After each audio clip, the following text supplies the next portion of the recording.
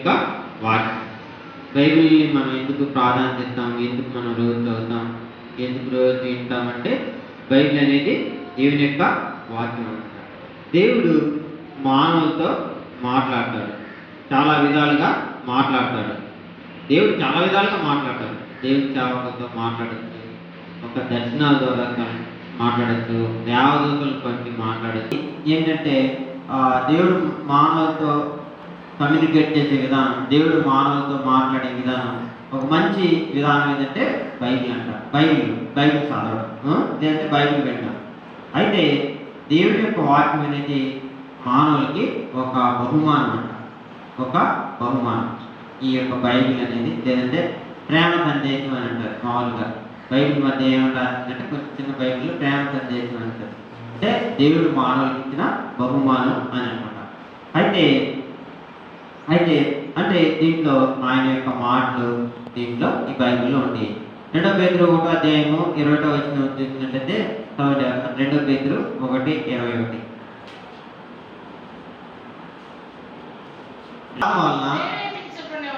ప్రేరేపించబడిన వారై దేవుని మూలంగా పలికిరి. ఇక్కడ దేవుడి అంటే బైబిల్ అనేది దేవుడు మనకి ఇచ్చిన వరం అని చెప్పాము. బైబిల్ చదువుతున్నప్పుడు మనం దేవుడు మనతో మాట్లాడతాడని చెప్పాము. ఇక్కడ ఏమంటే పేతురు ఏమంటే ప్రవచనం అనేది మనుషుల్ని ఇచ్చే వలన కలగలేదు, కానీ వాళ్ళు పరిశుద్ధాత్మ పూర్ణులై దేవుని మూలంగా పలికారు అని. అంతే కదా, దేవుని మూలంగా పలికారు. కాబట్టి దేవుడు మానవులతో ఎలా మాట్లాడుతాడంటే మామూలుగా ఆయన సందేశాలని మామూలుగా రాశారు. ఎలా రాశారంటే వాళ్ళ ఊహకు వచ్చినట్టు ఏదో కవిత్వంలాగా కూర్చుని అలా రాయలేదు. దేవుని యొక్క ఆత్మ చేత నింపబడి రాశారు అని ఇక్కడ రాయబడింది. అదేవిధంగా మరి దాంట్లో తప్పులు లేవంట. దేవుని యొక్క వాక్యంలో తప్పులు అనేవి లేవు. మనకు ఒక విధంగా లోపరహితమైనవి, లోపం అనేది ఏది ఉండదు అన్నమాట. కాబట్టి ఇంకా మరి దేవుని యొక్క ఆత్మ చేత దేవుని యొక్క ఆత్మ చేత ప్రేరేపించబడి రాశారు. వాటికి అధికారం ఉంటుంది. దేవుని వాక్యానికి అధికారం ఉంటుంది. ఎవరి మీద?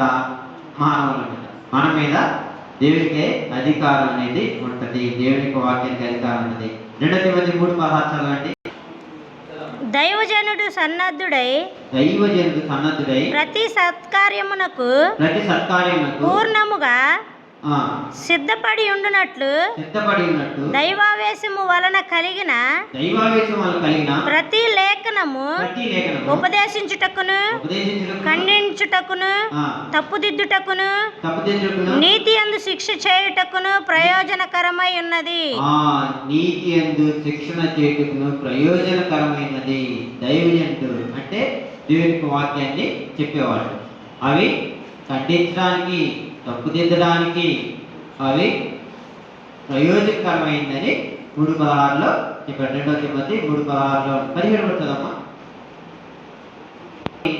అయితే లోపరహితమని అంటారు. అంటే దీంట్లో తప్పులు లేవు. అయితే అధికారం కలిగినవి. తర్వాత దేవుని యొక్క ఇన్స్పైర్ అయినప్పుడు.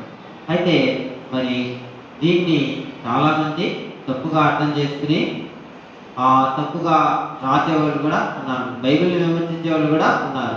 ఒక పుస్తకం ఉంది, ఈ మధ్య నేను గ్రంథం అనమాట. దాంట్లో లోపాలు ఏమి లేవు. సగం దాచేసి సగం రాశారనుకో, అది ఏమైంది? లోపం కలిగింది అయింది. కాబట్టి ఉన్నట్టు రాశారు కాబట్టి లోప రహితమైనది. కాబట్టి దేవుని యొక్క వాక్యం వల్ల ఖండించడానికి, తప్పుదిద్దడానికి, మనల్ని సరి చేసుకోవడానికి ఉపయోగపడుతుంది. అదేవిధంగా మన వ్యక్తిగత జీవితాల మీద అధికారం ఉంది అని మరి చాలా సంవత్సరాల క్రితం రాసినా కానీ ఇప్పుడు కూడా అది వర్తించింది, రెలవెంట్ అంట. చాలా సంవత్సరాల క్రితం, ఇప్పుడు 2000 సంవత్సరాల క్రితం రాశారు కదా, అది ఇప్పటికి ఎట్లా వర్తించిందంటే ఇప్పుడు కాదు, ఒక 1000 సంవత్సరాలు అయిపోయి మన తర్వాత ఒక 100 తరాలు పోయినా కానీ అప్పుడు కూడా అవి ఉపయోగపడుతుంది. అవి పక్షపాతం అనేది ఉండదు.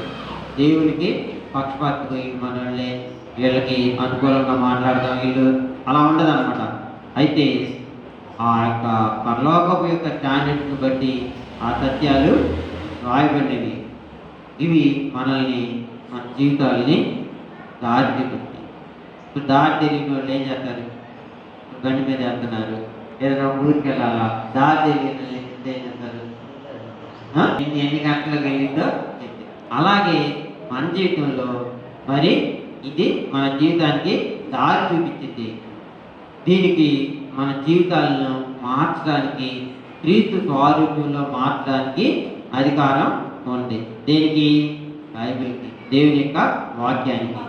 కాబట్టి ఈ యొక్క దేవుని యొక్క వాక్యం అందుకే మనం ప్రతిరోజు చదవాలి, ప్రతిరోజు ఇతరులకి చెప్పాలి, ప్రతిరోజు మనం మరి చెప్పాలి. ఇవన్నీ మరి మనం తెలుసుకోవాలన్నమాట. కాబట్టి ఇవి మామూలుగా దేవుని యొక్క మాటలు, దేవుని యొక్క మాటలు. దేవుడు దీనికి అర్థం చేసుకోవడం, దీన్ని మన జీవితాలకు అన్వయించుకోవడం అవి చాలా ప్రాముఖ్యం అని మనం తెలుసుకోవాలన్నమాట. కాబట్టి ఇక్కడ ఏంటంటే ఇవి ఎందుకు మనం చదవాలి, దీని యొక్క ఉద్దేశము ఏంటంటే మరి మన యొక్క జీవితాల్లో కొన్ని సిచ్యువేషన్స్, కొన్ని విషాదకరమైన సంఘటనలు జరుగుతాయి, కొన్ని సంతోషకరమైన జరుగుతాయి. వీటన్నింటిలో కూడా దేవుని వాక్యం అనేది వర్తిస్తుంది అనమాట. అయితే ఇవి మన యొక్క జీవితాల్లో మరి మన పాత యొక్క జీవితం నుంచి నూతన జీవితానికి రావడానికి ఇవి ఎంతగానో ఉపయోగపడతాయి. కాబట్టి ఈ యొక్క బైబిల్ని మనం ప్రతిరోజు చదవాలి. కొన్నిసార్లు ఏంటంటే మరి కొన్నిసార్లు కొంతమంది దీన్ని తప్పుగా అర్థం చేసుకుంటారు. ఆ తప్పుగా ఎందుకు అర్థం చేసుకుంటారంటే కల్చర్ గురించి తెలియకపోవడం, అంటే సంస్కృతి గురించి యూదుల సంస్కృతి గురించి తెలియకపోవడం. నీ కడుపుతో నిమిత్తము కొద్దిగా ద్రాక్షారసం తాగు అని ఎవరు చెప్తారు? పౌలు తిమోతికి చెప్తారన్నమాట. నీ కడుపు అంటే తిమోతి కడుపులో వస్తా ఉంటుంది ఇప్పుడు. నువ్వు అనారోగ్యంగా ఉంటావు కాబట్టి నువ్వు నీ కడుపు జబ్బు నిమిత్తం ద్రాక్షారసం తాగు అంటే కొంతమంది ఇప్పుడు అవకాశంగా తీసుకుంటారు. అలా అది కాదనమాట. కాబట్టి ఒకరినొకరు ముద్దు పెట్టుకోండి అని ఉంటుంది. అంటే అలా రాసింది. అంటే అర్థం ఏంటంటే ఇప్పుడు బైబిల్ అలా ఉంటుంది. నేను ఇంటికి వచ్చాను, నువ్వు నా కాళ్ళకు మంచి నీళ్ళు ఇవ్వలేదు, నువ్వు నా తలకు నూనె లేదు, నన్ను ముద్దు పెట్టుకోలేదు అని అంటే అర్థం ఏంటి? వాడేసుకోవడం. ఇప్పుడు పురుషులు ఉన్నారనుకో, పురుషులు ఇంకొక మన గెస్ట్ వస్తున్నారు, చాలా దూరం నుంచి వచ్చిన వాళ్ళు ఏం చేస్తారంటే వాటేసుకుని సాధారణంగా ఇంట్లోకి తీసుకెళ్తారు అనమాట. అది కొంతమంది ఇలా రాశారని తప్పులు చూపించే వాళ్ళు ఉంటారు, తప్పుగా అర్థం చేసుకునే ఉంటారు. కాబట్టి మనం వాళ్ళ యొక్క కల్చర్ని, వాళ్ళ యొక్క సంస్కృతిని మనం అర్థం చేసుకోవాలన్నమాట. కాబట్టి ఇది దేవుని యొక్క వాక్యం అనమాట. కాబట్టి యోషువ 1:8 చదవండి. యోషువ రాసిన నువ్వు నీ జీవితాల్లో నీ జీవితాన్ని సరి చేసుకుంటావు, నీవు చక్కగా ప్రవర్తిస్తావు అని దేవుని వాక్యంలో రాయబడింది. చూడండి, దేవునికి వాక్యం అనేది ఎంత సత్యమైనదో, దేవునికి వాక్యం అనేది ఎంత పవిత్రమైనదో ఇది అర్థమవుతుంది అన్నమాట. కాబట్టి ఈ యొక్క వాక్యం అనేది మరి మనం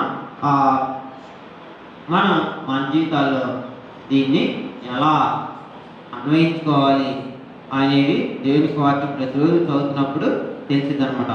చూడండి, 1 పేతురు 5:14 చదవండి. 1 పేతురు 2:14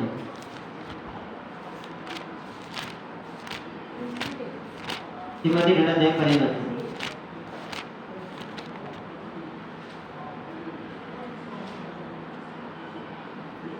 దేవుని ఎదుట యోగ్యునిగాను, సిగ్గుపడనక్కరలేని పనివానిగాను, సత్యవాక్యమును సరిగా ఉపదేశించువానిగాను నిన్ను నీవే దేవునికి కనపరుచుకొనుటకు జాగ్రత్త పడుము.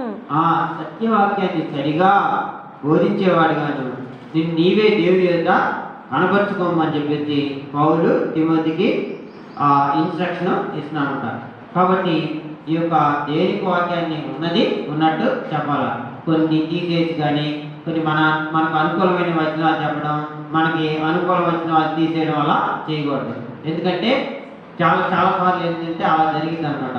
మనకు అనుకూలమైన బోధించే వాళ్ళు ఏంటంటే ఏం చేస్తారంటే వాళ్ళకి అనుకూలమైన వచనాలే చెప్తారు, వాళ్ళకి వర్తించినవి చెప్పరు, వదిలేస్తారు. అలా చేయకూడదు. దేవునికి వాక్యాన్ని ఉన్నది ఉన్నట్టు చెప్పాలా. దాన్ని బోధించే వాళ్ళు అలా చేయమని ఇక్కడ ద్వితీయోపదేశకాండం 4:2 ఉంటుంది. కాబట్టి దీన్ని సరిగా దాన్ని అర్థం చేసుకునేటట్టుగా మనం దేవునికి వాక్యం చెప్పినప్పుడు అది అనేకులకి ప్రయోజనకరంగా ఉంటుంది, చెప్పే మనకు కూడా ఉపయోగకరంగా ఉంటుంది. 4 చదవండి ద్వితీయోపదేశకాండం.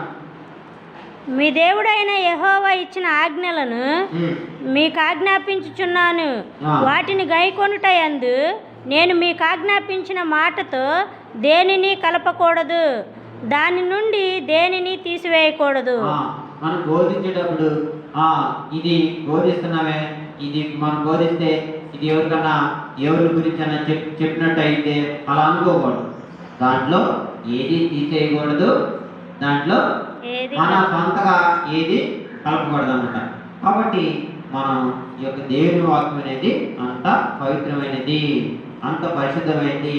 ఇది మన జీవితాలను బాగు చేసింది. ఇది మనం అయోమయంలో ఉన్నప్పుడు లేదంటే కన్ఫ్యూజన్లో ఉన్నప్పుడు మనకి మార్గాన్ని చూపించింది. కాబట్టి దేవుని వాక్యం మనం ప్రతిరోజు వినాలి. కాబట్టి మనం దీనికి ఎక్సెప్షన్ ఏం లేదు. మాకు చదువు లేదు, మేము ఎలా అని అనకూడదు. ఎందుకంటే ఈ రోజుల్లో మనం ఎంత సాంకేతిక జ్ఞానం వచ్చిందంటే అంత సాంకేతిక జ్ఞానం వచ్చింది. 10,000 పెట్టి సెల్ ఫోన్ కొనుక్కున్నాం అనుకో, దేవుని వాక్యాన్ని మనకి కావాల్సినప్పుడల్లా దేవునికి వాక్యం నుంచి మనకు కావాల్సిన దేవుని యొక్క పాటలు అనేవి అవి ఎప్పటికైనా వినొచ్చు అన్నమాట. కాబట్టి దేవుణ్ణి ఇంకా ఎక్కువగా తెలుసుకోవడానికి ఇది ఉపయోగపడుతుంది. 2 కొరింథీ 3:18 చేసుకున్నప్పుడు ఏం జరిగిందంటే దినదినం మనం రూపాంతరం చెందుతాము. యేసయ్య స్వరూపంలోనికి రూపాంతరం చెందుతాము. దేవుని యొక్క గొప్పతనాన్ని మనం తెలుసుకుంటాము. కాబట్టి ఇది ఒక పాలలాగా మనకి ఉపయోగపడుతుంది. చిన్న పిల్లోడు లేదంటే చిన్న పాప పెరగడానికి ఏమి ఇస్తాం? పాలు ఇస్తాం. ఎందుకు? సంపూర్ణమైన ఆహారం అని. కాబట్టి ఈ దేవుని యొక్క వాక్యం చిన్నపిల్లడు ఎలా పెరుగుతాడో, ఎలా అభివృద్ధి చెందుతాడో అలా మనం కూడా అభివృద్ధి పాలలాగా పెరుగుతాము. పాలు తిన్నప్పుడు, పాలు తాగినప్పుడు పిల్లలు ఎలా సంపూర్ణంగా ఆరోగ్యంగా ఉంటారు, అలా దేవుని యొక్క వాక్యాన్ని విన్నప్పుడు కానీ, దేవుని యొక్క వాక్యాన్ని చదివినప్పుడు కానీ అలా మనం అభివృద్ధి చెందాం. 1 పేతురు 2:2 చదవండి అనమాట. కాబట్టి ఇవి ఈ విధంగా దేవుని యొక్క వాక్యం మనకి ఉపయోగపడుతూ ఉంటాయి. కాబట్టి మరి మన యొక్క జీవితంలో మరి ఎప్పుడూ రాసినవి బైబిల్ ఎప్పుడూ 2000 సంవత్సరాల క్రితం అరాబిక్ భాషలోను, హీబ్రూ భాషలోను, గ్రీక్ భాషలో అన్నీ ఏ భాషలో అయినా దేవుడు దేవునికి వాక్యమే. అది ఇన్ని భాషలకి ఎలా తర్జుమైందంటే కేవలం ఒకటి, అది దేవుని యొక్క మాటలు, దేవుని యొక్క ఉద్దేశాలు, దేవుని యొక్క అవి మార్పు చెందలే, ఏమీ మార్పు లేదు, అలాగే ఉంది ఇన్ని సంవత్సరాలైనా కానీ. కాబట్టి కొన్నిసార్లు మనకి ఎరుకో నుంచి యెరూషలేముకి వెళ్తాన్నాడు అని అంటది. కొన్నిసార్లు ఇంకేంటంటే మరి యెరూషలేము నుండి మనకేంటంటే యెరూషలేము ఎత్తులో ఉందని, ఎరుకో తక్కువలో ఉందని, తక్కువ ఎత్తులో ఉందని మన సముద్రం మట్టానికి అవి తెలుసుకోవచ్చు అనమాట. అవి కూడా మనం వాళ్ళ యొక్క సంస్కృతిని అర్థం చేసుకోవడానికి ఉపయోగపడుతుంది. కాబట్టి కొన్నిసార్లు వాళ్ళ యొక్క సంస్కృతి కూడా మనకు తెలిసింది. కొన్నిసార్లు వాళ్ళు కాలు కడుక్కున్నట్టుగా, తర్వాత రూతు గ్రంథంలో మనం చూసినట్లయితే విమోచకుడు విడిపించాలి, దగ్గర బంధువు విడిపిస్తాడనమాట. ఎవరిని అంటే విడిపించడం అంటే ఆమెని దగ్గర బంధువు, భర్త చనిపోతే ఆ దగ్గర బంధువుని చేసుకుంటాడు. లేదు అంటే వాళ్ళ యొక్క సంస్కృతి లేదంటే భర్త చనిపోయాడు అనుకో, ఒక భర్త చనిపోయినప్పుడు మరిది పెళ్లిగా అబ్బాయి ఉన్నాడు అనుకో, వాళ్ళ అన్నయ్య కోసం వాళ్ళ అన్నయ్య పేరు నిలబడడానికి ఆ పెళ్లిగానే మరిది ఉంటే తను చేసుకుంటాడు. అది సంస్కృతి అన్నమాట. అలాంటి సంస్కృతులు మనకు దేవుని యొక్క వాక్యం వల్ల తెలుస్తూ ఉంటాయి. అదేవిధంగా మరి వాళ్ళ యొక్క యూదుల సంస్కృతి కూడా మనకి తెలిసింది. కాబట్టి అందుకే మనం దేవుని యొక్క వాక్యాన్ని శ్రద్ధగా వినాలి, దేవుని యొక్క వాక్యాన్ని ఆ, జాగ్రత్తగా వినాలి అని తెలుసు. ఇంకా ఏంటంటే కొన్ని ప్రాంతాలకు మనం వెళ్ళినప్పుడు కొన్ని విషయాలు తెలుస్తూ ఉంటాయి. ఇప్పుడు మొన్న ఏర్మొక్కలు వెళ్ళినప్పుడు కొన్ని విషయాలు నేర్చుకున్నాం అన్నమాట. అలాగే నిన్న వెళ్ళినప్పుడు కొన్ని విషయాలు తెలుసుకున్నాం అన్నమాట. కాబట్టి మనకు తెలియని విషయాలు అలా తెలుసు. కాబట్టి కొన్నిసార్లు ఏంటంటే మన యొక్క జీవితంలో మరి మనం చదువుతున్నప్పుడు దేవుని యొక్క వాక్యం చదువుతున్నప్పుడు ఇది దాని నుంచి మనం దీంట్లో ఎవరున్నారు, ఎవరెవరు వ్యక్తులు ఉన్నారు, ఏ ప్రదేశాలు ఉన్నాయి, దీనికి సంబంధించి మరి మనకు అర్థమవుతుంది. అదేవిధంగా మరి ఇది నాకు ఏం తెలియజేసింది, దీని అర్థం ఏంటి అని తర్వాత అన్వయం, ఈ వాక్యం నా జీవితానికి ఎలా అన్వయించుకోవాలని తెలిసిందనమాట. కాబట్టి మన యొక్క జీవితంలో మనల్ని ఇవి మార్చుతాయి. కాబట్టి అందుకే దేవుని యొక్క వాక్యం అనేవి లోపరహితమైనవి. దేవుని యొక్క వాక్యం మనల్ని సరిదిద్దుతాయి, అవి ఖండిస్తాయి, తప్పుదిద్దుతాయి, మన జీవితాలని దేవుని రూపంలోకి మార్చడానికి ఉపయోగపడతాయి.